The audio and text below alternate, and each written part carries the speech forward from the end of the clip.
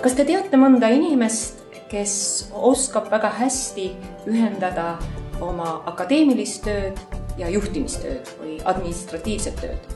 Kui te tunnete mõnda sellist inimest, siis tunnete te väga harukordset inimest.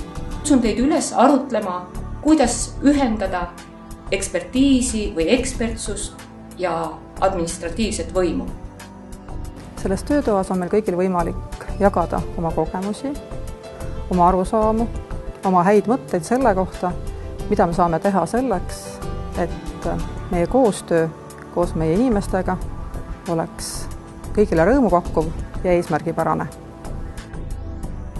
Töötoas arutleme elluviimise mitmete edukate praktikate üle, kuidas ühte muutust tegelikult edukalt ellu viia, kuidas ületada vastuseisu, mis muudatuste korral on alati olemas, kuidas kaasata inimesi, neid motiveerida muutusprotsessis ja kuidas kujundada inimestes vastutustunnet.